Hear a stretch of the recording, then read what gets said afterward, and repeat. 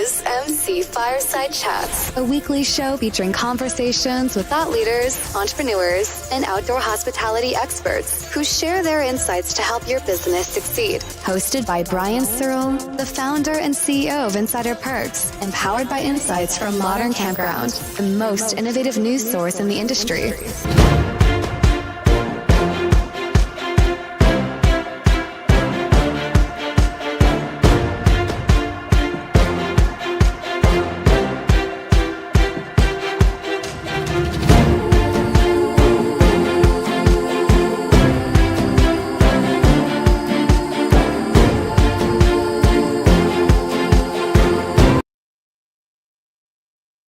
Welcome, everybody, to another chaotic and crazy behind-the-scenes episode of MC Fireside Chats. My name is Brian Searl with Insider Perks.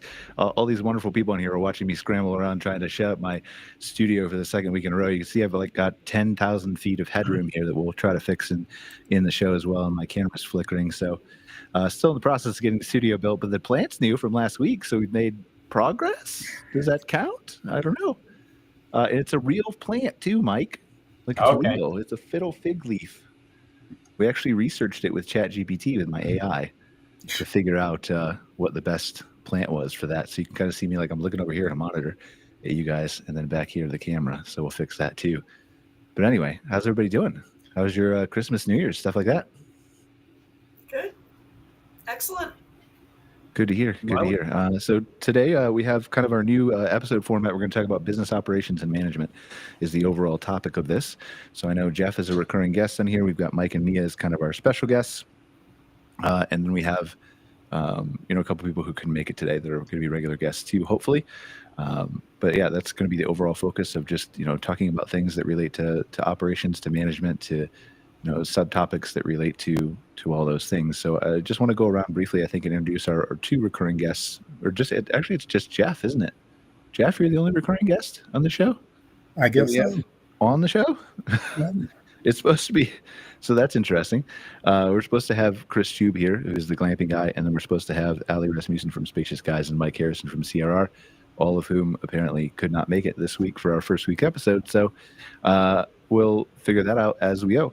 But go ahead. Yeah, Jeff, you want to introduce yourself briefly, and then we'll just go around the room, and Mike and Mia can introduce themselves as well, and Brent as well. Sure.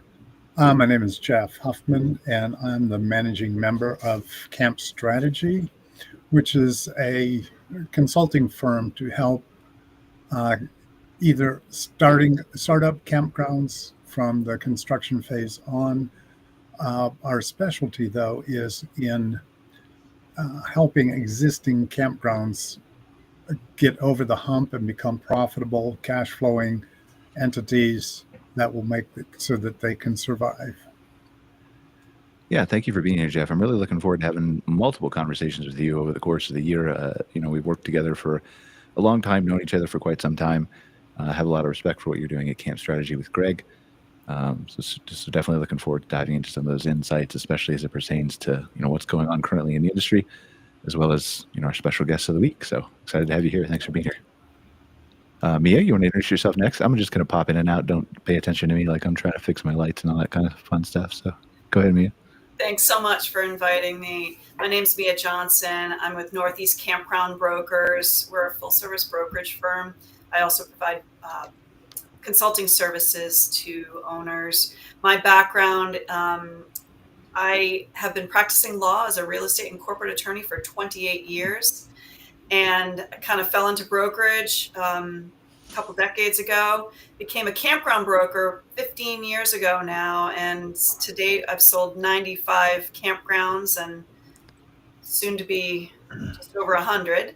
I have also given numerous seminars over the years to different owners at different trade shows, et cetera, across the country on how to grow your revenue. Growing your revenue means growing your value. So that's key. And on how to grow your revenue and operational discussions as well on how to become more efficient. So I think I come at this from a little bit different perspective with my legal background as well as my brokerage background. But for me, it's always about how to grow the numbers in a business, because if you're growing your numbers in a business, you're putting more in your pocket in the short term, and also in the long run with your value. So I'm located in the Northeast in Rhode Island, but I service basically 10 states in the Northeast. But I do go outside and do national on occasion deals as well. So. Yeah, I'm excited to we've crossed paths before. I'm just probably a little inconsequential guy who has definitely not sold 100 campgrounds, but we've crossed paths before at the NCA show with Cindy and all that stuff. We'll be there again this year. We're going to give a session on AI, so hopefully we'll cross paths again with each other. But yeah, a lot of respect for all the things that you've done in the industry over the decades, and looking forward to many, many good things to come. But excited to have you here to talk about, all those things that you're talking about. Really, I think add up to a really good discussion, especially now with the way that I think you would agree the market has kind of changed. We'll just leave it at that for now and let you expand on that. Recently and may even change further going forward. So excited to have you here. Mike. Hey, Brian, thanks for having me on. I didn't get a chance to catch up with you at the recent trade show, so this is the most time we've spent together in a little while. Mike Sorensen, founder and CEO of Wild Energy. We're a utility submetering company based in Sarasota, Florida. And, we've grown quite a bit this year and have hundreds of parks across the United States. So it's pretty cool to be in this industry, and thanks for having me on the show. Yeah, I'm excited. I mean, it's only been 15 days and you've already grown quite a bit this year. That's pretty impressive. Yeah, this year, right? Yeah. Oh, okay. All right. You meant last year. All right. Last year. But still, it's very impressive. Yeah. Obviously, how many years have you been in the industry now? It's only been we've been commercial for about 4. We were in product development for about a year before that, and then we started selling the products. But from where, I remember you coming in, right? from where you came in to where you are now is very, very impressive. I mean, again, I can't say that I follow utilities religiously, but the only company that I had ever heard of that was doing any kind of metering before you was Utility Supply Group, right? Which obviously I have a lot of respect for them too, and all the years of work that Wade and his team have put in. But you've come quite a long way, and lots of people have good things to say about you. So excited to hear about the different ways that obviously electricity and smart metering and paying attention to your usage and things like that can help from an operational cost. So Jeff, you're my only recurring guest here. Where do you think we should start? Well, First episode of business operations strategy. Brent, actually, I think we should introduce Brent. We should introduce Brent. Right. I'm sorry, Brent. I'm looking the screen. So I was looking at the camera. I'm like, hey, there's nobody else in my little camera lens. And then I realized I had to look over here. Brent. Look at that pool. Great background. Oh, that's a fake one, by the way. Yeah, same one I got. Is it really? I can't see it away. I'm old. My name is Brent Parker. I am the owner of Open Campground, which is a cloud-based property management software, reservation software for campgrounds and RV parks. Little background on myself. So I started more so on the property management side. I was a general manager for a company called Rent Payment. It was a division of MRI Software, which is a big company for commercial property management, residential management. So I was able to run that division for them. And then I decided to kind of go to entrepreneur route. So I started a business called Marina Payments, where we process payments for marinas and boat yards and individual boat owners. And then I finally realized that I said, hey, I think I need a software to partner with this Marina Payments product that I have. So I acquired this business last summer from a previous owner who ran it about 14, 15 years. And so now I'm just trying to, add my little flavor into, the short-term space, trying to add some long-term functionality, especially for RV parks and mobile homes who need, I think, a different product than short-term, software. So, that's what we've been doing for the last year or so, and I'm excited to be on this call. So, thank you for extending the offer. You're less excited since I almost forgot to introduce you, but now you're more excited. It's all good. I'll live that down in shame another time. But I appreciate you being here. I honestly, I don't know much about your software system. I will admit that, from my perspective, just being in the industry for so long, you tend to go toward like the people you heard repeatedly from a CampSpot, New Book, ResNexus, other people perspective, right? But who you see and who come up in conversations so much more often than the smaller players. Not that they're necessarily better in all facets, but that you just hear their names more, and so you get more familiar with them. And so I'm excited to hear what you have to offer, especially you said long term, right? Yes. Lisa's going to turn up my speaker over here. I was trying to motion with her to like turn up the little dial on the keyboard so I can hear you better. But yeah, long term is a need for sure. So I'm excited to get into that. So Jeff, where do you think we should start? Well, actually, because we do have someone from PMS on, someone that tries to implement value, and Mike that tries to save us all money. I think the best way to start is discuss what everyone thinks 2025 is going to be as far as revenue and camper nights, rate fluctuations. Are we peaking in demand? RV sales, are they going to continue to, although they dropped a little bit, are they going to continue to grow? Because obviously, most of these people now, if they're buying a new one or trading in an old one, that still stays in the inventory. So I track both new sales and used sales to see what's selling. And right now, used sales seem to be beating new sales. That tells me that money's tight in the purchasing area of the RVs. But I was just at the Cleveland RV show and it was packed, which is a good sign. But I'd like to just kind of poll the members that are here and find out, where do you see demand for existing campgrounds? Where do you see demand for new campgrounds? Up, down? What about the revenue basis? Are you thinking that there's still room to go in rates, or are we plateauing in rates? Wow, you just went for the really like good question first off, didn't you? Like, we want people to tune until the end, Jeff. You're supposed to say the good questions to the end. Oh, by the way, I love your look. Oh, yeah. It's very weird. The hat. But it looks like, if you wouldn't have pulled that off, like it looks really sophisticated. Yeah. Well, it covers one thing. It's cold as hell in my office because we're like minus 11 outside. Ooh, well, it doesn't look like it. Your pool's uncovered. Yeah. But my son got me this hat when he went to Scotland, and I have never worn hats, but I have one picture of my grandfather because I never met him, and he has on the same hat. So nice. I wear it in tribute to him now. That's awesome. That's a great story. Okay, well, who do you want to start? Because you don't want me to start because I'm kind of negative.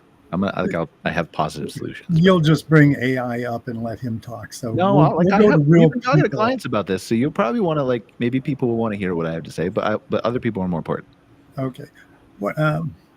Whoever wants to start, go ahead.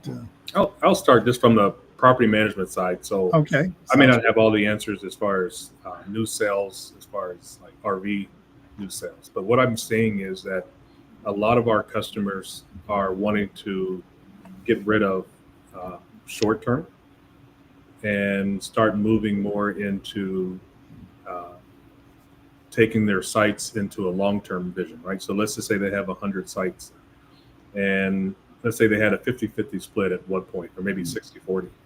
I'm starting to see more people trend towards, hey, I want to get this to maybe 80-20, where it's long-term. And some are even saying, hey, I'm just going to almost get rid of all of them and go strictly all of the transients, all the transients, right? Because I think they're looking at it financially and saying, listen, if we're seeing new sales of RVs and sprinter vans, those types of things, then why not meet the demand and say, you know what, let's put those guests in our site 6 months, 3 months, 9 months, and I get way more revenue from those customers, existing customers, versus the person that's transient, that's only there for 3 days, right? And then I have to remarket to that person to get them back into the campground, which is a bit of a challenge, right? Because the average camper is camping about 2 to 3 times a year, give or take. So if you have to extend a lot of resources and marketing efforts just to get somebody to come back to your campground 2 to 3 times a year versus somebody that's there for 6 months, you're going to probably take the 6 months, right? It's So the easier path for sure. I agree with that. The easier path. It's an easier path. And then, so that's I'll say that's what I'm seeing from a revenue perspective, and also just from a changing of strategy on the property management side. I'm curious, my initial thought with this is partially based on what you said and partially based on other conversations I've had with this about our clients. And for clarity, if you don't know, like I run a 400 or 500 person, like we're a marketing company that services 400 or 500 campgrounds. 400 or 500 people would be a lot to manage, Jeff. But you would help me if I got that big, right? Oh, absolutely. We'd put in the EOS system and you'd be great. Good. That's what I'm counting on you for. But I've had these conversations, and so I'm curious if there's data on this, and maybe, like, I wish I had Scott Barr on the call to maybe help with this. How many people do we let's assume 25% of the existing inventory of parks that are mostly transient right now were to switch to even 80-20, long-term 80, short-term 20. Is there actually enough people who are staying long-term at campgrounds to fill up just 25% of that? Good question. One of the trends that people are going to the more long-term is it's a more stable income. And if they're buying these for investments, they don't want to manage them. And it's way easier to manage a seasonal park than it is to manage a transient park. But you are limited in your revenue to what the market will bear for a seasonal campground. If you're a transient campground, you're usually looking that if you would rent that site for the full 30 days for the month, you're going to triple your income versus what you get for a monthly. So it comes down to how hard they want to work at their campground and what type of investment they're looking for. Taking it to a more seasonal type situation or year-round people, quasi-mobile home park basically, is the easier solution. You don't have as much management, you don't have as much cost, and it works out good for Brent, because right now most of the PMS systems that are out there are based on reservation revenue. You've got a good niche market with your product, depending on what your cost is, because nobody's servicing that industry, because that's not how they make their money. They make their money on the reservations. So if you can be a low-cost operator in that sector, you're going to do great. This is fascinating to me what you just said, Jeff, and I don't want to get you off topic, but that's actually very fast. I was watching a long video last night about the future of work, and I know you told me I was going to bring up AI, right? But like the agents that are going to do the work. And they were talking about what you just talked about. They were talking about how software is currently priced from like a Zendesk, HubSpot perspective, all that kind of stuff, right? And how they're all priced based on seat.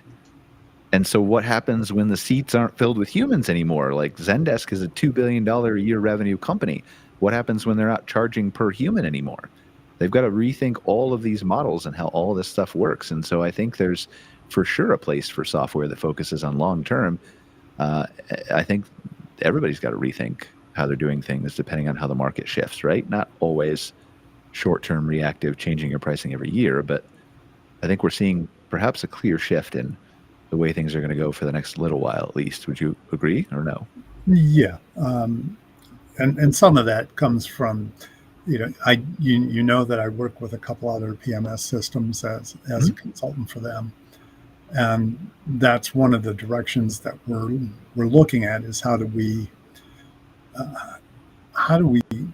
reach that market in a profitable way while still offering high quality backdrop service for the program, because there's going to be a limit to what a seasonal park is going to pay for a PMS system.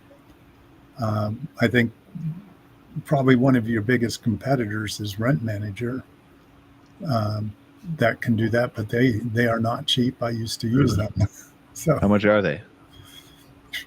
I sold all my parks. I don't know anymore. How much were they that made you think they were expensive? Between $475 to $650 per month. 100? Yes. Okay. But they handled the whole park, from billing, water bills, everything. So it's a very good system. But for long term, I can see now. I'm thinking in my head that's like a fifth of what I pay for like my mid tier stuff. But like I'm not thinking it from a long term cap on. Okay. Yeah, and a lot of these seasonal parks that Brent was talking about are probably 50 to 100 spaces. That would be that nut would be a killer. So there's a market for that, but I and I have people that would be in the market for that system, because I do consult to quite a few seasonal parks also, and they're always looking for ways to get good data, but keep the cost down. So I want to. Sorry, finish your thought. I thought you were done. No, I'm sorry. that was it. No, I was just going to say, I want to make sure we answer it, like, not my question, because it's not necessarily the most important, but I am curious, like, did we ever finalize that, like, how many people do we actually think are on the road staying long term? Because there's that piece of it, right? I think you talked about how easy, which is an important discussion to have, to be clear, is how easy it is. And I think that was, the point. But how many of these people are actually out there? Can they actually fill these properties if you convert to long term? Because it might be easier on you up until the point where you're like, because we've had calls with these clients, right? Middle of the Texas is a good example of where it's now overbuilt, and a lot of people are switching to seasonal because they thought they could attract, or maybe they started that way. But then they have the same amenities as everybody else. I have a pool, I have a miniature golf course, I have a great store, I have nice bathrooms, but so does the 15 other parks that were within a 5-mile radius of me that were just built in the last 4 years.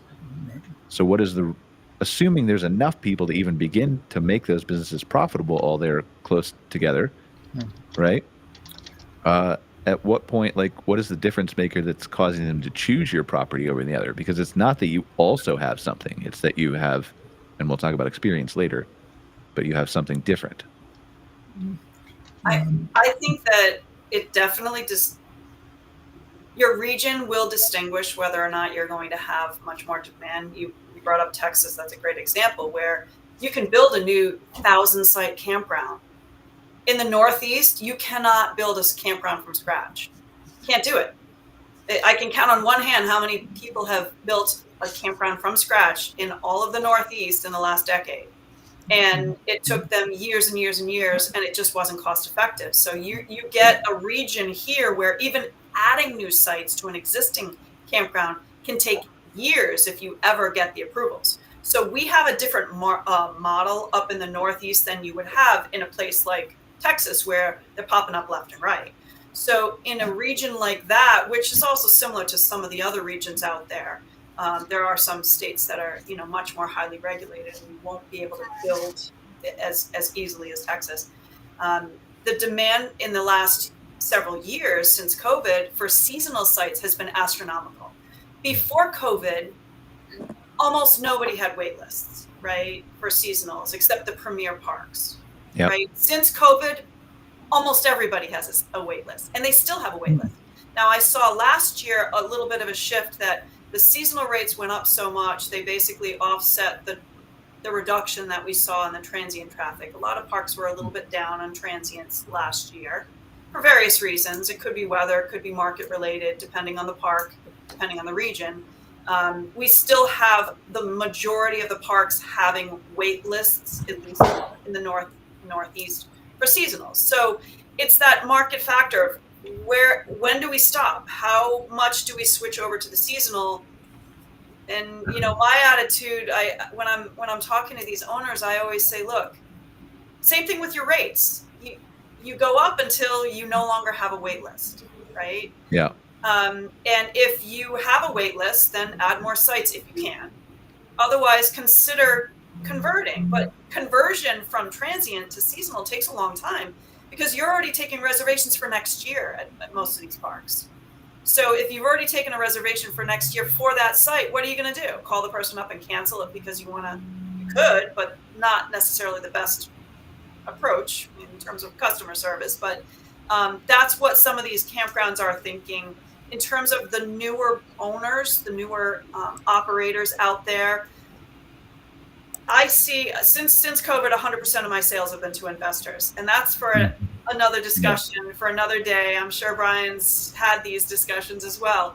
But the market is going to completely change in the next 10 years because we're losing most of those owner operators and we're switching over to an investor model. Now, there's two kinds of investors out there. There's the multi-park investor that has owned campgrounds for years and they run them themselves. And then there's the majority of the investors out there who are new to the industry or newer and are looking for property management companies. And there's not a lot of options out there for, a property management company. Good quality one, yeah. Do the entire portfolio for this group. They'll have a hotel management company coming in and running a campground. Well, it's different. It might be hospitality, but it's still different. And that's where we're having some reduction in some of these, especially the private equity buyers, the private equity investor out there. They're kind of backing off. They bought a few and then they fell flat on their face because they didn't know how to run them. Mm-hmm. And they didn't have a good option to run them. So there is a huge need for property management companies nationwide to offer these services in campgrounds, not all hospitality, but specifically campgrounds. And that need is only going to continue to grow for the next decade as most of these owner-operator parks are going to be switching over to investors, kind of similar to what happened in motels years ago, where most of those motels were smaller owner-operators, and now they were bought up by, the Hiltons and the Holiday Inns of the world, and they're, multi-park owners. So we're seeing that switch. But back to what Brent said earlier about the cost to run these sites. Absolutely, it is cheaper to run an all seasonal and or all annual park, long-term stay park. It is probably about a 40% expense ratio is what I generally see on a long-term park versus anywhere from a 55 to a 75 expense ratio, 55% to a 75% expense ratio on a transient park, right? The higher the expense, it's usually the KOAs, the Jellystones, they have higher fees. But, generally it depends on the size, but that's a decent range. But certainly it is much, much cheaper to run those and much easier to run those long-term parks. And I see a lot of those new investor buyers leaning towards that model. Unfortunately, you don't make as much money, right? So it all comes down to cash flow, right? That's how they value these parks. That's what they want. They want their return on their investment. It's all about, they're investors. It's no emotion here. It's not a hobby for them. They want to make that return. And they're going to do that.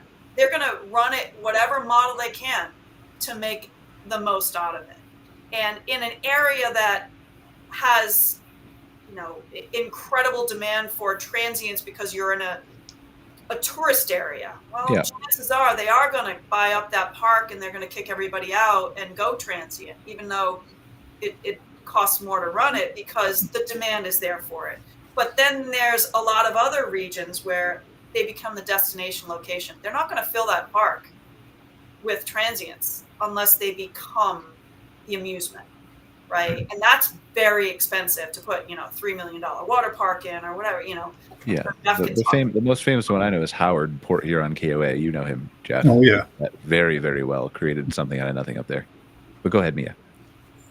Yeah, so I mean, when I talk to owners about this in particular, about thinking about what your business model needs to be, it can't be, let's change it next month, right? Because this is a long term. Again, it goes back to if you want to convert a seasonal to a transient or a transient to a seasonal, right? More that's probably more what's happening right now. If you have a reservation, you've got to think about the long-term play. Same thing as you're thinking about gas prices, all right? Gas prices are up. People want to stay in one location, right? Gas prices go down. It's not rocket science, right? They're more willing to drive further if gas prices are lower. So I always talk to owners about thinking long-term. Actually do a business model. Use your software. Right? Almost everybody has software. And these software programs can do tremendous things. They just don't know how to use them. Right? Brent, I'm sure you could talk about that all day 100%. long, that there's so many features that you can utilize and reports that you can run that they're just not utilizing to help them guide their business model in 3 months, 6 months, 12 months from now. That's what they need to be doing. This year, they're already done. They've already got reservations. There's nothing, some stuff, but in terms of the bigger picture, there's not much they can do for this year. But they can still grow revenue in other ways. But in terms of conversion, seasonal versus transients, I think that we're going to see a consistent shift. It's going to go up. It's going to go down. Right now, there's more demand for seasonals than parks need to address. Even in the Northeast? Even in the Northeast, most campgrounds have seasonal wait lists. So the reason I ask here is twofold. A ton of what you said I could follow up on, right? And I'm old and probably remembered 22% of it. But the couple things that stuck out in my head when you were talking is we went through something similar in Canada with I don't know if it was an overcorrection, but in Ontario specifically, where they have so many seasonal properties in Ontario that none of the transient people can find anywhere to stay. And so I think it's important for us to consider where this market is going. And I know there's a lot of, we don't know, right? A lot of intangibles, a lot of data that we have never seen before. But to understand, I don't think that anybody here is saying like you should do this at your property right now, because every property is unique, as Jeff knows, consulting from many different people. But I think there's a general rule here that we can kind of establish that says, I think we just said it, Mia, right? That there's plenty of people out there who are going for seasonal. Do you convert to transient? I think it depends on where you are and how much you're willing to invest in marketing and all that. But to your point too, Mia, about property management companies, there are some that are very good, like CRR Hospitality is one. Mike, I shouldn't even give him a shout out because he missed the show. But CRR Hospitality is one that specializes in RV park and campground management. Blue Water is right there in the Northeast, right?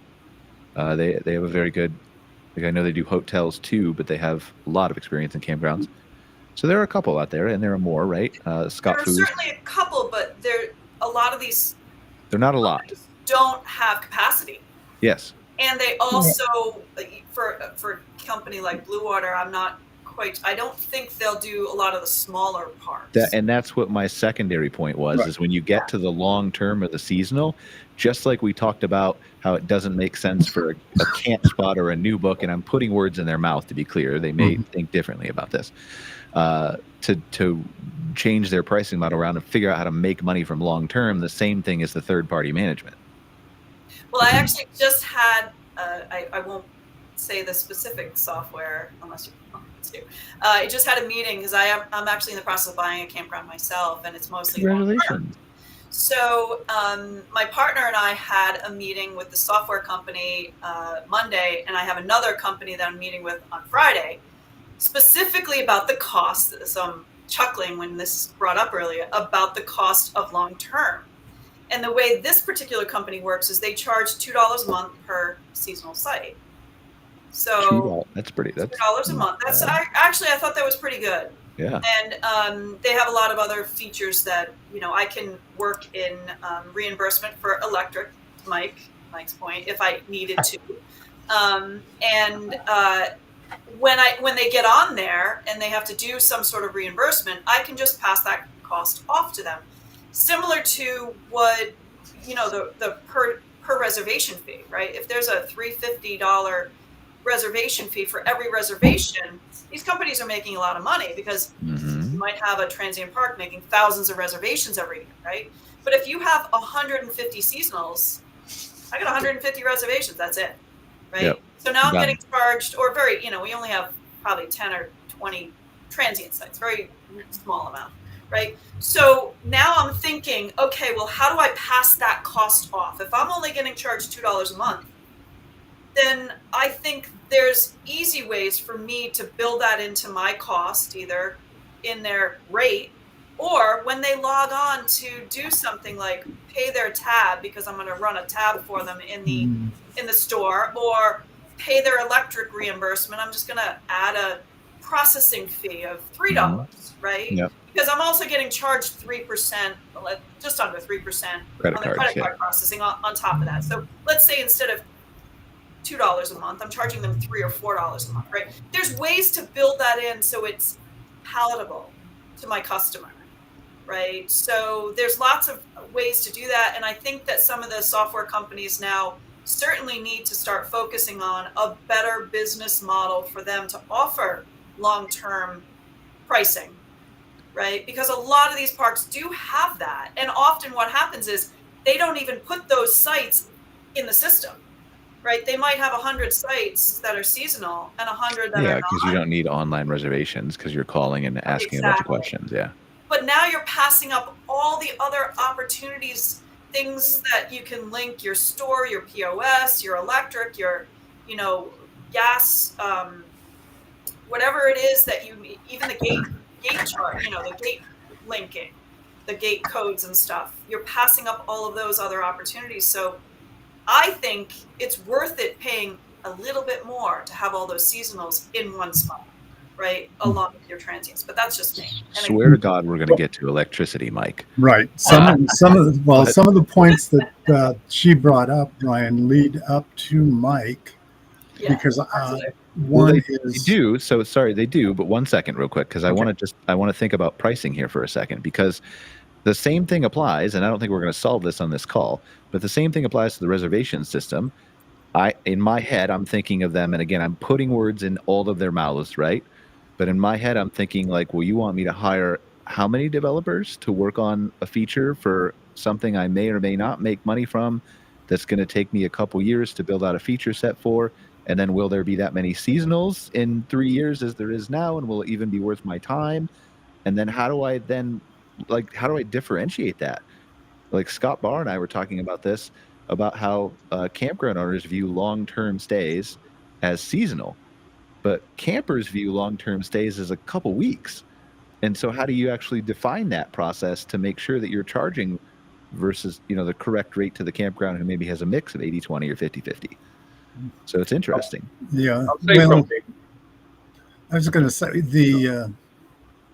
as you know, being in the market a long time, people buy RVs, and their first year they're going to travel everywhere, and then they find out kind of what a pain in the butt it is to travel everywhere. So they end up becoming a seasonal someplace, and then if they want to travel, they'll unhook and go. But how many? Okay, I'm sorry. I know I'm interrupting you, but I'm going back to the same. We don't have an answer for this, right? How many of these people are actually out there that are full-time RVers in 2025 that don't own a house? I think it's a lot less than it was a few years ago. Yeah, it's heading back to where it was. But one thing that you've got now that you didn't have before is mobile work, Wi-Fi, and the ability to stay on the road. So we have a lot more people that can go out on the road for months at a time. Okay. They may still have a permanent residence, but they can go out on the road for a long time because you can get a mail server that basically will send you by email all of your mail. And it's still a good market, but yeah, to answer your point, where's the market driving? We do see a big demand in seasonal, especially in the Northeast. One of the reasons is because of what Mia brought up was it's very difficult to get a park built in the Northeast. So you don't have a lot of new transient. If you do, they're full. A few of my friends own campgrounds out there, and they're full the year out. After they close for the season, they're fully reserved for next year, both transient and seasonal.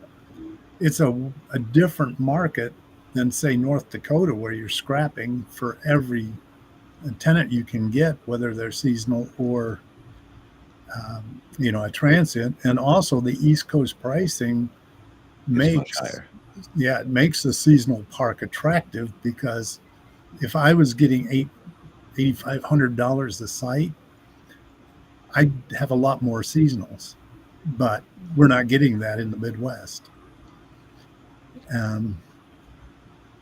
But to her point about how you can charge back the seasonal cost, I see a trend not only with electric, but charging back the water and sewer eventually, because even the parks that have septic and well that tell me they have no cost, in 2 years when they have to replace that well or re-drill it or change the septic system, they'll find out that they've had a very big cost all those years that they've been ignoring. Mm-hmm.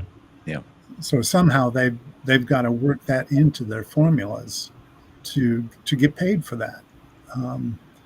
I won't go down the financial hole that Brian goes down AI holes. I go down financial holes. So I would like to hear when you're done. I want to hear from Brent because I think he was going to talk before. Yep. Sorry. And then I want to pivot to Mike. Yeah, I was going to touch on what Mia mentioned about pricing, and this is not to toot open campgrounds horn by any stretch, but just kind of give you an idea of how we were thinking.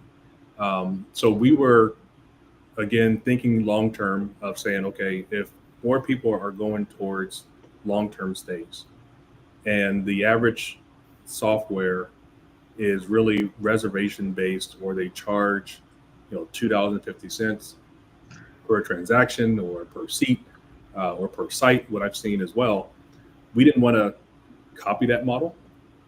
So what we did was saying, okay, how about we just let the customer keep the per reservation fee that they want to charge. So hypothetically, if they want to charge $3 per reservation, they can keep that. We're not going to take any of that money, right? So our system is geared that way to where you can charge whatever you want.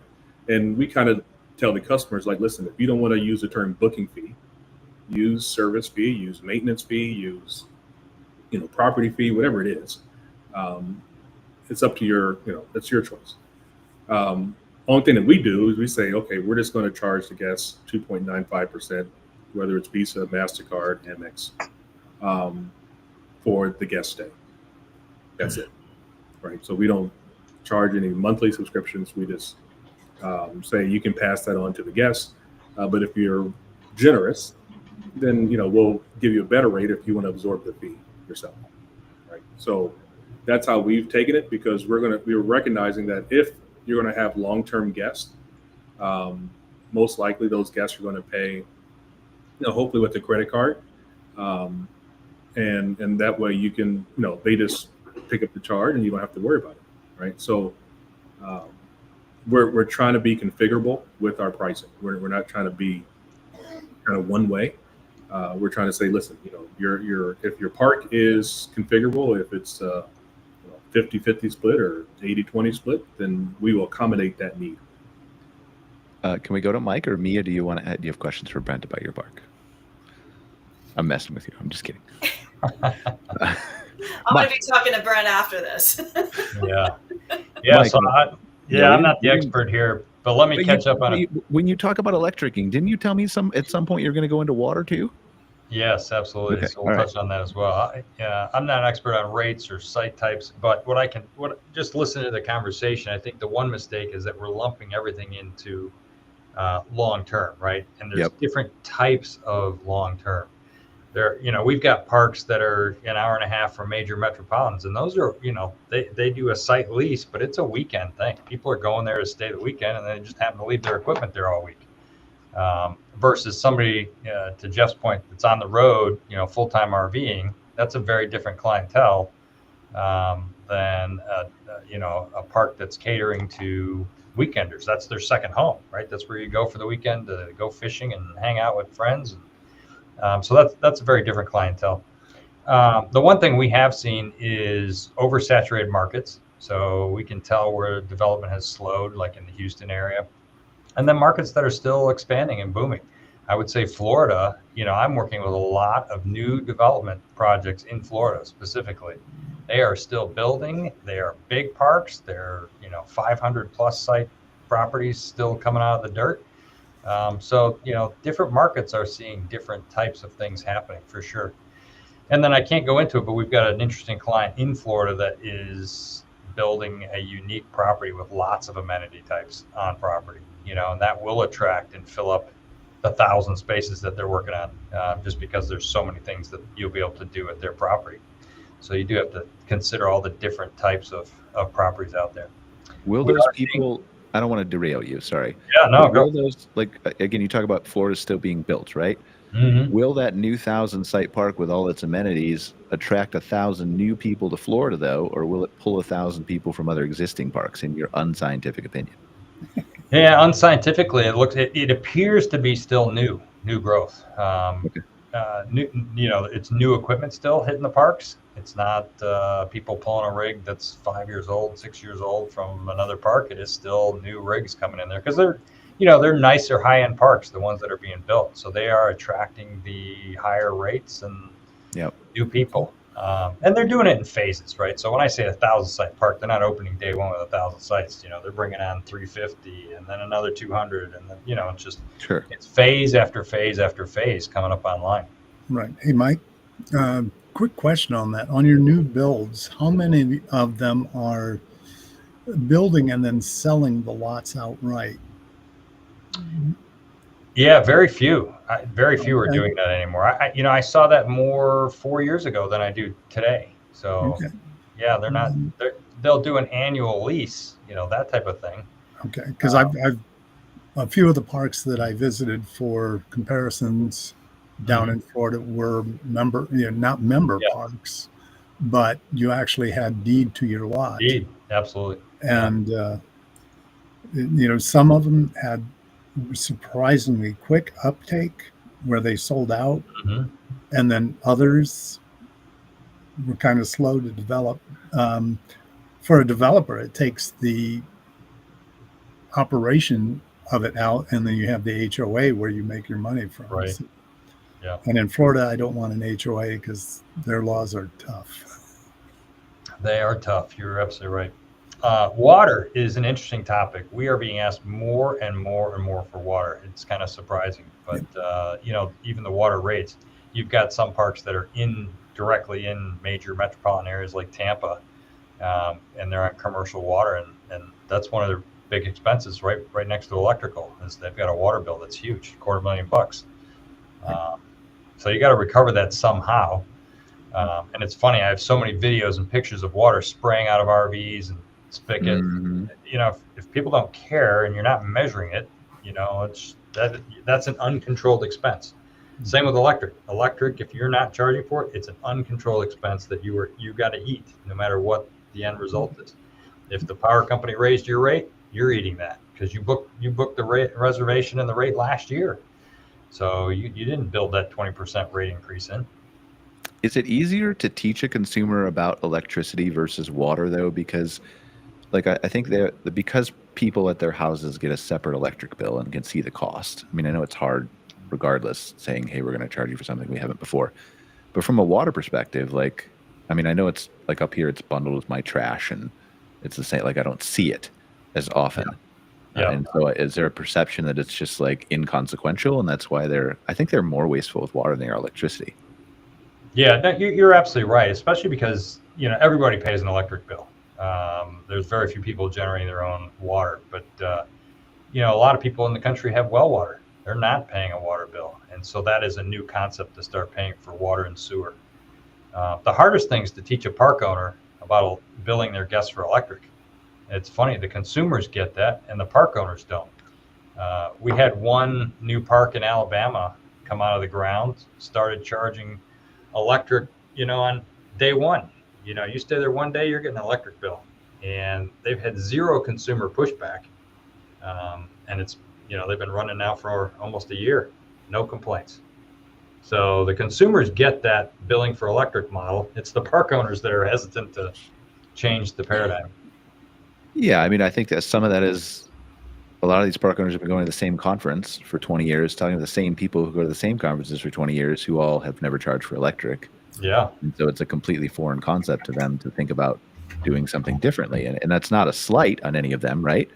No. That's just like, the common example I give to people when they ask me about, like, do you believe in certain things, is Santa Claus, right? Like if you grew up believing in Santa Claus, and then from like whatever age 6 or 7, when you started having doubts, from that point on until when you're an adult, you only ever talk to people who still believed in Santa Claus, you would believe in Santa Claus. Like you would. Yep. Right. And so it's the same thing. It's just who you're surrounding yourself with. Yep, that's absolutely true. But tell us more about like electric. I want to hear more about, because this plays right into what we're talking about, right? Optimization, operations. Yeah, I mean the cool thing, and the reason the whole reason Wild Energy got started was to make it possible to charge for electric on short stay utilities. I was a camper. I was on the consumer side, and I couldn't understand why I paid the same to camp as somebody who had a bigger rig or a smaller rig, because I just knew that I was using a different amount of that utility. And again, being a consumer, you're used to paying for it at your house. So that's where the whole idea came from. And every time you explain that to a consumer, it's like, well, do you pay for your neighbor's electric? Do you want to pay for that guy who's got a Tesla plugged in at his pad? Or hey, I'm thinking about buying a Tesla here, just to be clear. So yeah, and same thing, Brian, you got campgrounds that don't want EVs in their park. No EVs, you can't charge. And that's true. If you don't have the infrastructure to do it, you absolutely should not allow people to do that. But if you do, bill them for it. That's a great guest service. Let them charge their EV. You're giving them an amenity that they wouldn't have at another park. And if you're able to capture that cost and bill them back, great. That's all you got about electricity? No, we had can higher go expectations, Mike. on and on.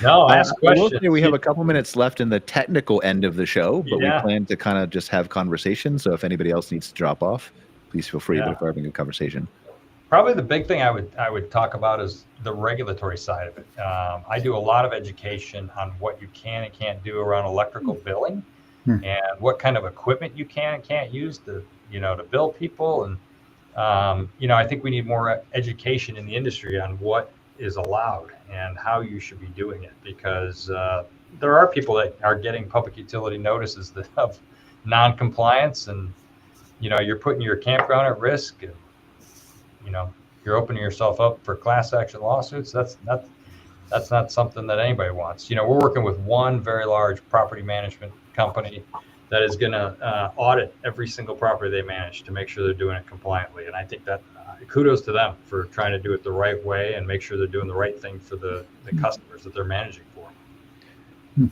Hey, Mike, we need to hear that voice at Ojai so that we can make it a national program. All right.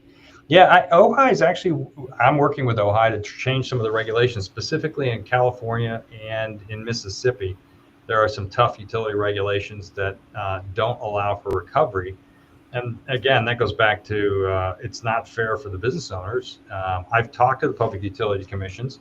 They're open to changing the rules. Nobody's ever asked. So, and then you just have to walk through the red tape of, well, how do you get that reg changed? And publish it, and it's got to be open for public comment and push through. And but this is just public utilities, right? Like this is only like what if you have private solar, are you still governed by the same rules? Nobody's got enough solar to run their campground. I'm just making something up, right? Yeah. I'm just making something. But so you have to abide by the public utility regulations. And every state is different. Even depending on the city, some cities have their own ordinances about. That's right. New York. Of course, there's no campgrounds in New York City, but they have very weird rules on electric chargebacks. Yeah. San Diego's a great example of that. They went hard after a couple of campgrounds that were charging inappropriately for electric and fined them significantly until they got their stuff under control. So What are the common ways that you see campgrounds usually making mistakes with the way they charge electricity? Because I think that's maybe a good place to, like, we're not going to be able to talk about this for the next 2 hours, although maybe we'd like to, but. Number one, building the electric into your rate is a huge mistake. And it's funny, we just did a property for a very large group, a couple hundred parks, and we put meters in and started measuring things and gave them the data, and they're like, oh my God, the number that we baked into our rate was way off. We didn't know it, that we were not recovering enough. And so, they have an opportunity now to improve the cost recovery and improve their bottom line. And just that data is very, very helpful to make informed decisions instead of just taking averages. So besides that, which is obviously a very important point, and you're like with Wild Energy, they would be measuring this exactly, and they would be then recouping the exact dollar amount. Like they can't go over, right? In depending on the jurisdiction. Yeah, that's exactly right.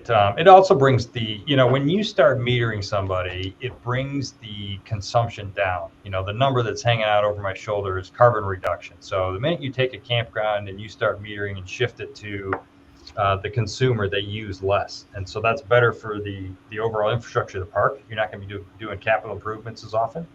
You're not doing breaker changes as often because, they're not jamming your power. So your maintenance costs go down. And we provide an on-screen view so that the end camper can look at what they're using, so they're informed. That cuts down calls to the front desk that, hey, I don't trust my meter, because they can look at it themselves. So there's a ton of intangible benefits that you get by shifting that to the consumer side. Makes sense. Jeff, any good questions for anyone on the? Well, Mike, you know I love your product, and when you figure out the water one, we'll. Did you write Jeff a check for this show? Because I didn't get it to check. Yeah, you were spreading some love around. Well, we're working with Mike's product at other places. I'm actually installing it this year in my park, because. And I hate to admit this, we have not been billing electric for the last 2 years because the program wasn't working correctly. So this year, we actually reduced our rate for seasonal, and now we'll be billing them back for electric. And in the end, I believe that we're going to gain about $200 a site over the season. We are one of the campgrounds that limits the amount of seasonals we take because we're located next to a big amusement park. Yeah. So we do well with transient. But I have other parks where we took, where they thought they were going to be transient. And when I worked with them, I said, why are people going to be coming to this park on a visitation? You need to be a seasonal campground where people are coming to relax for the weekend. And we actually filled them up with seasonals and got rid of all the transient, cut all the costs, operating costs by about 20%. And now it's cash flowing very well. But it's always, it's not a straight answer on a park or for operations, whether it's going to be a seasonal park, transient park, a hybrid park. It's a function of cost. It's a function of demand. It's a function of rates. There's so many variables that enter into it that you can't have a standard answer.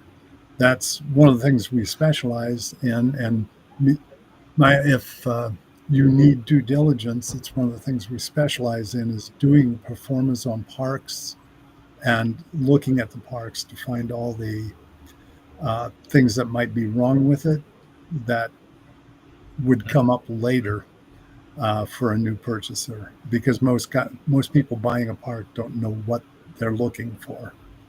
Or building a park usually. And please talk to Jeff or some similar company, right? Before you build or before you buy, God. Please. Even with design, there's been, my hobby is I visit parks, of course. And I go to a lot of new parks that I look at them and go, oh my God, the sites are so narrow. The sites are too small. The roads are too, hard to get in and out of. They built a $30 million clubhouse. Who's going to use it, and how are you going to spread that over the rates? So yeah, That clubhouse thing fascinates me, Jeff. Like, I know people use clubhouses more than the use case I'm going to go, but I still, to this day, will go to any conference or any travel, and I'll stay in a hotel and just desperately wonder who sits in the chairs outside the elevator of the hotel. Well, I do. That's how I met you. Is that really true? No, that's not true, is it? No, you've got those chairs. I forget lots of stuff. It could be possible. How long have we known each other? It's been like 15 years. Yeah, it's getting there. Right. Yeah, I remember you when you were a baby and you were a U.S. citizen. Yeah. Go ahead. Yeah, Mike. I mean, Jeff brings up a good point. We have investors that look for parks that are not metering because they know there's an instant opportunity to start recovering that cost and improve the NOI instantly. Mm-hmm. So they will go and buy parks, knowing that they can make money day one by putting metering in.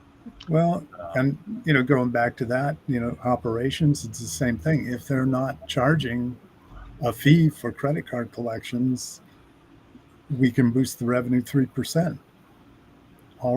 Just by instituting that. And people are getting so used to that charge. When we first started it, people would just back off in horror that we were going to have them start doing that. But people are starting to accept it, and the cost for us to take credit cards is getting up there because they're dinging us for a lot of little things. And what about crypto, Jeff? Just take crypto. Different episode. How do you pass off? How does walk me through how you charge a transient who's coming for the weekend? Mm-hmm. What are they doing? Are they just billing it when they check out? How quickly is that coming through? Seasonal, we all get. We know how to do that. They do it once a month, or even monthlies. That's easy. But the transient, walk me through how it works with your company. Yeah. So the great news is, we're integrated with about almost a dozen property management systems now that do that automate that whole process, right? So on check-in, that PMS will go grab the meter reading, and then on checkout, whether it's a day, a week, or 2 weeks, they grab the meter reading at the end, do the calculation, and bill it right on the guest folio. So it's automatic. It's all computerized. You don't have to have somebody go to the site and check the meter. And correct. It's already okay. Yeah, Mike. Don't most of the places, they have basically a charge built in for, say, and just a number, 1 kilowatt is built into the price. What you do is if you use over that, then you're billed for the excess. And what it does is try to get to the people that have 2 air conditioners, electric heaters, things like that. So, I've worked with the PMSs, and those features are in some of them. It's called power allocation. It's an okay strategy. It's not a great one. It does help ease people into being billed for electricity. But I had a good in-depth conversation with Rafa at Blue Water about that. And I said, okay, Rafa, you go over by 1 kilowatt and you get a bill for 39 cents on your, you get a charge for 39 cents. How does that make you feel? And he says, yeah, I don't like that. So I think it's better to just, if you're going to bill, decide, what duration you're going to start billing utilities. And I would go down to 5 days plus, if you want to start somewhere. That is not daily, that is long-term or, short stay or whatever you want to call it. But start with 5 days plus and start grabbing that expense recapture right to the bottom line. And then, once that is kind of the norm, move it down to daily. Yeah. What's the cost to put a meter on each of these sites? The cost, roughly in the $150 ballpark to put a new meter in there. I tell people that is a better capital investment than a fire ring, a picnic table, because it's actually recovering your cost and it's going to be there 20 plus years versus, you're going to replace that $800 picnic table in 6, 7, 8 years. It's going to have to get replaced over and over. Mike, is that per? I'm sorry. Is that per site? Okay. Yeah, and then there's some, there's some. Is there a monthly charge? There is a monthly charge, yeah, and that's in volume. So it starts at about $6 and drops down. So again, that gets passed through usually on the rate because people don't want to have all these extra charges. We do have some campgrounds that do they call it an administrative fee, and they'll make it $6.50, $7. I've got one property that does $25, and his thought process there was, I'm charging them for the seasonal site. $25 a month isn't going to kill them, and I'm going to pay for all my equipment. So it's just the mindset, and again, what your clientele will bear. I always say on an average daily rate, you got to add 20 cents, and you've got that covered. So if you can increase your rate 20 cents a day, or you can increase your monthly by $6, you're covering that. You want to increase it by 10, now you're paying for your equipment. So you're saying we could just increase the rate by those guidelines and then not buy wild energy meters? No, you're paying for the meter. Yeah. Mike, do you see the daily billing or even going from 3 days out billing? I picture that as being drawn down from the mega parks down to the mom and pops. I don't see the mom and pops starting that phase because they don't have the demand in most of the places to be innovative on that, but the mega parks do, like Margaritavilles and some of the bigger Jellystones, where they're the destination park. I think they're the ones that can start that trend. But just like the credit card fees, it got started, but now it's being accepted across the industry. Yeah, it's funny you say that. The smaller parks are starting first. They are the quickest to adopt new technology and make changes. Okay. The big park owners, multi-park owners, are very hesitant to change, what they've been doing. I've been doing it this way. I don't want to change it. So they're more hesitant to make that change than the individual park owners. You know what's fascinating though? I bet you, and you tell me if I'm wrong, I bet you when the big park people come to talk to you at the trade shows, they're like, we're going to do this tomorrow. And then that flips into what you said when they go back home. Yeah, I mean, it depends. If they're financial, I'm not picking on them, right? But just no. If they're financially oriented and they can run numbers in their head and they know how to, then they get it right away. It's the people that don't understand their financials that struggle with it.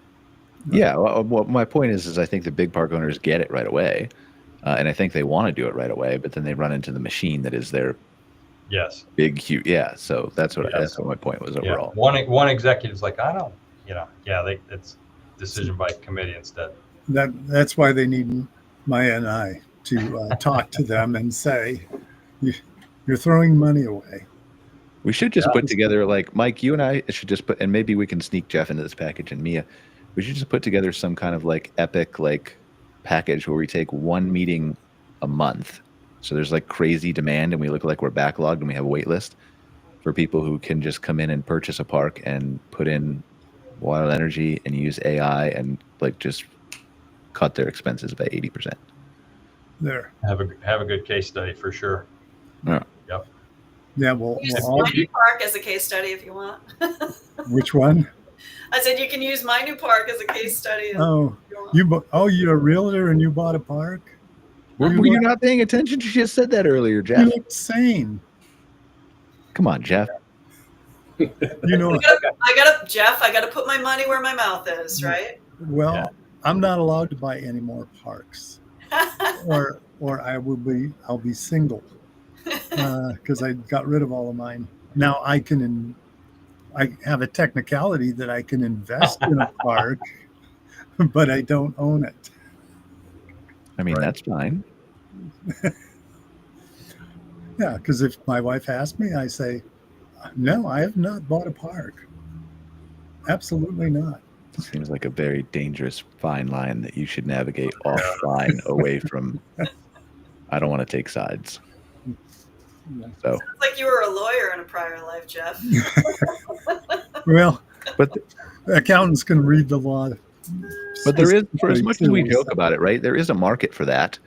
For not just being that exclusive and putting together, but just what you said, Mike, for people who can come in and reduce that operating expense of a park and know for sure they can do it when they're looking at a cap rate or whatever the NOI is, and so that's what we tell people too with AI when you come in, like especially with labor. And so I think there's something that could be put together between multiple providers in this space to market that in a better way to these investors who are trying to come in and be more cost efficient, but also still provide a better guest experience. Because this is going to be, going back to your very first question, Jeff, what do we think 2025 is going to look like? I think 2025 is going to be down or flat for a lot of people, unless you're just started marketing off, right? And you've never done any marketing before, then maybe you have a chance to be up a little bit. But so I think you're going to have to pay more attention to many things, but one of those things is going to be your margins. What are your costs for things? And there are ways that through metering or through credit card processing or recouping fees or using AI or whatever, that you can do this very easily in 2025. And so I think maybe it's a conversation we're not going to have on the show, but right, because one of the if you have an older park, one of the new fixes to save some revenue would be to put the investment into your Wi-Fi and get rid of your old cable systems and your cost of fixed cable, let people stream, and the Wi-Fi is going to work. Everybody streams anymore anyway. Why not just buy a bunch of Starlink dishes and rent them out to people per night? Well, there you go. You can have them installed on poles outside, but just flip them on when they want internet. Rent them out. Like, wouldn't that make more money than maintaining and revamping a Wi-Fi system X number of years and trying to figure out all the signals and hassles and trees and maybe not the trees. You still have to figure it out with Starlink, but you only figure it out once. Once. People want trees until they want Wi-Fi. Yeah, until they want their Starlink dish to work, right? Yeah. But if you were renting the dish and it was on a pole and it was in the same exact location, you would know where it was, that it got coverage. It'd be screwed in and locked down. You just flip that dish on if they pay for it. Yeah, I don't know. My profile is, we want to. Internet is one of your biggest amenities anymore in a campground.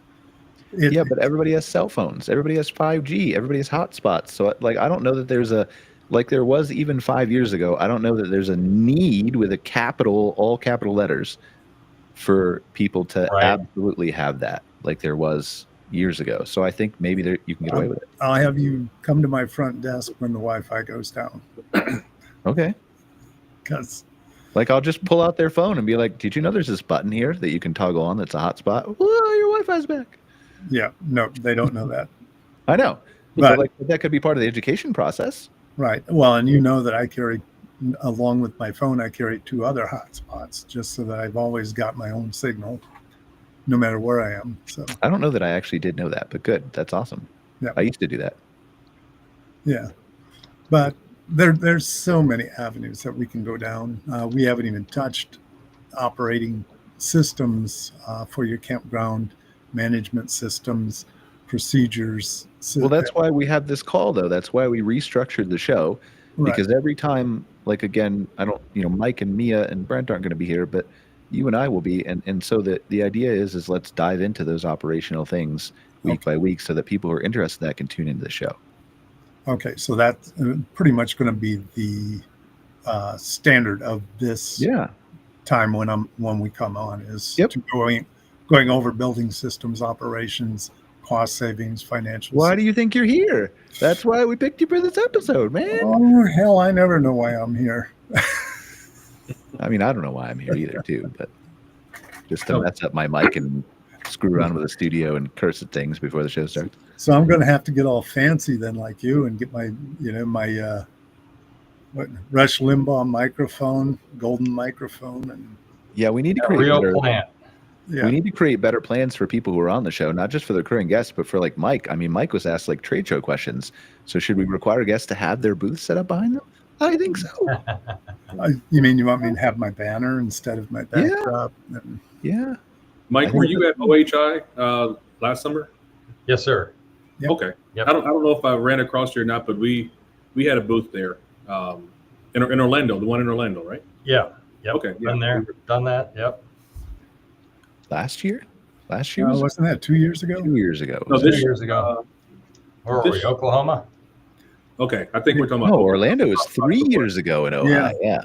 Yeah, where were we? Kansas. Okay. Yeah, Kansas City, Oklahoma City, and beautiful Louisville. Where did your hat go? Put your hat back on. Honor your grandfather. It got warm in there. Well, you guys are asking me, I'm my rolling head's in his sweating. grave right now. I'm asking questions. When I was alive, I didn't have air conditioning. Suck it up, Jeff. Leave the hat on. Yeah, come on. Brian, I admit I'm old. You don't have to remind me. I admit I'm old. Yeah. So And you've completely ruined my partner. I've completely why have I ruined your partner? Greg is so far down the AI hole that every time I talk to him, he can't talk to me direct. He types it in and has AI answer me. You watch, Jeff. You watch. In less than 2 years, and I'm telling you this, in less than 2 years, you will turn to Greg and you'll be like, I am so glad you started learning AI 2 years ago because we would be fucked without you. Can I just say fucked? I don't know if I can say fucked. It's your show. That's true. But like, I don't know if people get offended by that. But it is what it is, right? Like, I think you're going to do that in less than 2 years. I do admit I use it, but I still, when I'm building strategic plans and doing other things, it's still, I want to use my experience to develop. And he keeps telling me, well, it is, if you run your thoughts through AI, it's still your thoughts. And it's like, it's true. It is, but that's not the way I talk. If I'm talking to you across a table, I want the same thought process to come out of my mouth as I would put down on paper. Of course, but how much can you scale a table? And I don't want to divert into the AI thing, but how much can you scale the Jeff across the table? Like, I mean, I do, but like I don't in this conversation, right? So like, yeah, how much can you scale the Jeff across the table is my point. You can't. You can scale Jeff on the phone more. You can scale Jeff on email more, but you can't scale Jeff across the. So there has to be a difference in that in order to scale. Anyway, let's go back to Brent. I want to talk more. And by the way, like anybody's welcome to leave if you guys want. Like we're just having a good conversation. I know everybody has things to do except for me apparently. But so, Brent, well, I have to go shovel my driveway, Brian. What? You don't have a robot for that? You know, I bought my girlfriend's parents. They're my I guess I don't know. My in-laws were not married yet, right? But I bought them those snow melting. There's a company called Heat Track that I've been using for like 20 years. I bought them from my dad like so long ago. But they're wonderful. You just stick them on your mat and you like plug them in and like your doorstep. And they sell driveway path ones and they sell ones for your roof and they sell so you don't have to shovel anymore. Like, yeah, if you just could just figure out, you were looking for an investment and you had capital sitting there. Invest in your back. So Brian, you need to solve the freezing water line to an RV problem because that keeps you can keep a campground open if you keep the water flowing. Well, you can monitor it. Are you talking about monitoring it or solving it? No, solving it. Yeah. I don't want to build you. That's your department. You're building all kinds of wizard hardware things over there, right? There's got to be something though. I bet you there's some kind of because, like, and I'll tell you, and this is just the weird things that I may or may not know. Years ago, I remember backing this project on Kickstarter, where it was a butter knife, but it like vibrated in such a way if you held it that it would like slightly heat up to slice through the butter easier. So I bet you like 15 years later, there's probably some kind of similar technology that would at least vibrate it enough to where it would keep it above freezing. Like not in Canada, but like in North America. Not that it would vibrate or anything, right? But I'm sure there's some kind of technology right there that we just have to figure it out, Mike. It's all heat tape using electric. I like it. Right. Well, we invented a heat tape. Company that I had a piece of, we invented a heat tape called Frostex, which is a great little one that you can put because it'll even work on a water hose and not melt it, unlike some of the other heat tapes out there. But it doesn't solve the problem for me as an operator. Why? because we get 36 inches of frost. Mm-hmm. So, and unless I had put in heated terminals at the very beginning of my construction, I can't keep them warm enough. My water, we were built as a summer park. Yeah. We'll never be I've got some main water lines that are maybe 12 inches deep. So here's what I want you to build, Mike. I want you to build a self-contained water meter system for each site that will apparently make my camera go off. Lisa, I think you're rolling on the cord. But try to move your chair now, Lisa. But anyway, so I don't know what happened to my camera. Anyway, I'm better looking without it. But build a self-contained, water meter system that can recycle people's water in real time. And then you can keep, like, you don't have to build water pipes. You can just have like a water tank on each individual person's site that can clean the water and purify it in so quickly that they will never need to have water pipes. Yeah, I think NASA did that for the space station. So I think they mass produced that and put it in every RV. We're good to go. You'd be even richer than you are now, which is probably pretty rich. With all the people who need electricity, it's coming soon anyway.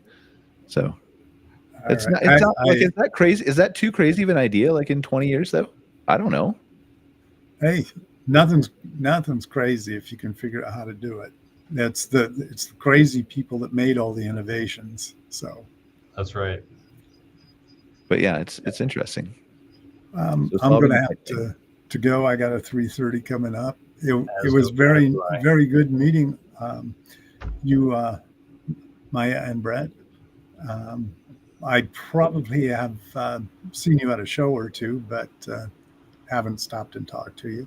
If you want, all my information should be on Brian's page someplace, but I'm willing to talk to you anytime off the air, because this is what I love doing, is talking campgrounds.